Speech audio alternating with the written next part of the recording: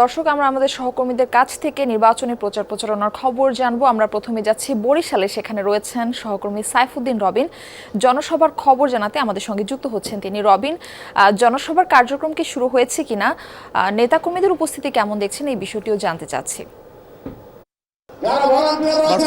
প্রস্তুত bells park মাঠ, বরিশালের এই ঐতিহাসিক মাঠেই যোগ দিতে যাচ্ছেন বিএনপি নির্বাচনী সমাবেশে দলের চেয়ারম্যান তারেক রহমান। ইতিমধ্যেই এই সমাবেশকে ঘিরে বরিশালের বিভিন্ন জেলা উপজেলা থেকে দূর দূরান্ত থেকে নেতাকর্মীদের সমাগম ঘটতে শুরু করেছে, যারা অপেক্ষায় দীর্ঘ 2 দশকের বেশি সময় পর তাদের প্রিয় নেতাকে দেখার জন্য, যেই নেতার নির্দেশে কিংবা নেতৃত্বে সাংগঠনিক নানান কর্মকাণ্ডের মধ্য দিয়ে গেল 17 বছর আন্দোলন সংগ্রামের রাজপথে থেকে পতিত সরকারের বিরুদ্ধে তারা নানান ধরনের কর্মসূচি পালন করে এসেছেন। আজকের এই নির্বাচনী সমাবেশ থেকে দলের চেয়ারম্যান তারেক রহমান তিনি 21টি সংসদীয় আসনে বরিশাল বিভাগের সেই বিএনপি মনোনীত প্রার্থীদেরকে পরিচয় করিয়ে দেবেন। সেই প্রার্থীরা ইতিমধ্যেই সমাবেশস্থলে এসে যোগ দিচ্ছেন এবং যেহেতু এটি বরিশাল বিভাগ পুরোটাই দ্বীপ বিভাগ বলা চলে এবং বিভিন্ন দ্বীপ উপজেলা থেকে নেতাকর্মীরা গতকাল রাত থেকে আসা শুরু করেছেন লঞ্চে, স্পিড বোটে, যে যেভাবে পারছেন, নৌকায়, ইঞ্জিন চালিত নৌকায় দূর দূরান্ত থেকে কেউ কেউ আজ ভোরবেলা এসে পৌঁছেছেন, কেউ গতকাল মধ্যরাতে, কেউ বা এরপরে বেলা বাড়ার সঙ্গে সঙ্গে এখনও লঞ্চ ভিড়ছে লঞ্চ ঘাটে। এরকম যে যেভাবে পারছেন আসলে নেতাকর্মীরা সমবেত হচ্ছেন এই নির্বাচনী সমাবেশে। বেলস পার্ক মাঠ বিশাল মাঠ, নিঃসন্দেহে এই মাঠ পুরোটা পরিপূর্ণ হয়ে উঠবে এমন প্রত্যাশা আয়োজকদের। সেই সঙ্গে আশপাশের সড়কে যারা এখনও বিচ্ছিন্নভাবে বিক্ষিপ্তভাবে অপেক্ষায় আছেন বা ছড়িয়ে ছিটিয়ে আছেন, তারাও এসে জড়ো হবেন এমন প্রত্যাশা করছেন। মূলত বরিশালের স্থানীয় সমস্যাগুলিকে প্রাধান্য দিয়ে বা বরিশালের সাধারণ মানুষের চিন্তা ভাবনা, তারা আগামী দিনে কীরকম দেশ চায় বা কী ধরনের উন্নয়ন চায়, সেই প্রত্যাশাটুকু আসবে যেমন মনোনীত প্রার্থীদের পক্ষ থেকে, ঠিক তেমনি দলের চেয়ারম্যান তারেক রহমান তার বক্তব্যের মধ্য দিয়ে তার দেশ গড়ার যে পরিকল্পনা সেটি সম্পর্কে জানাবেন। সে সঙ্গে স্থানীয় সমস্যার সমাধানে বিএনপি ক্ষমতায় এলে কী ধরনের উন্নয়ন পরিকল্পনা গ্রহণ করবেন সেটি উল্লেখ করবেন। সেই সঙ্গে ধানের শীষের পক্ষে নিরঙ্কুশ বিজয় নিশ্চিত করতে জনগণের প্রতি আহ্বান জানাবেন তিনি তার বক্তব্যের মধ্য দিয়ে। মারফি।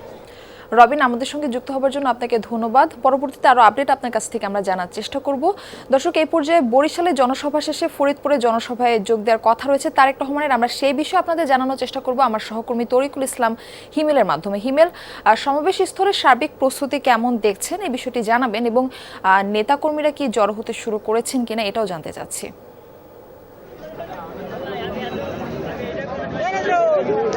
হ্যাঁ মারফি, জনসভার প্রস্তুতি প্রায় সম্পূর্ণ বলা চলে এবং নেতাকর্মীরা খণ্ড খণ্ড মিছিল নিয়ে কিন্তু সমাবেশ স্থলে, জনসভা স্থলে আসা শুরু করেছেন। আমরা দেখেছি ইতিমধ্যে বেশ কয়েকটি মিছিল জনসভা স্থলে চলে এসেছে।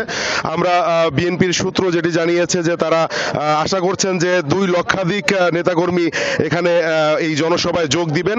ফরিদপুর সহ আশেপাশের যে আরো 4টি জেলা রয়েছে, অর্থাৎ বৃহত্তর ফরিদপুর, যেটিকে আসলে বিএনপি বলছে যে ফরিদপুর বিভাগীয় সম্মেলন বা জনসভা, সেই জনসভায় কিন্তু আপনার আরো ফরিদপুরের যে 5টি জেলা রয়েছে সেই 5টি জেলার সব কয়টি সংসদীয় আসন থেকে নেতাকর্মীরা যোগ দেবেন এবং সব সংসদীয় আসনের যে ধানের শীষের প্রতীকের যে প্রার্থীরা রয়েছেন সেই প্রার্থীরাও এখানে উপস্থিত থাকবেন। এবং আমরা বিএনপি সূত্রে যেটি জানতে পেরেছি যে জানেন যে এর আগে বরিশালে তারেক রহমান ভাষণ দিবেন, সেখান থেকে ভাষণ দিয়ে দুপুর 1:30টা নাগাদ হেলিকপ্টার যোগে ফরিদপুরে এসে পৌঁছানোর কথা রয়েছে জনাব তারেক রহমানের এবং 1:45 এই জনসভায় তাকে তার ভাষণ দেওয়ার কথা রয়েছে।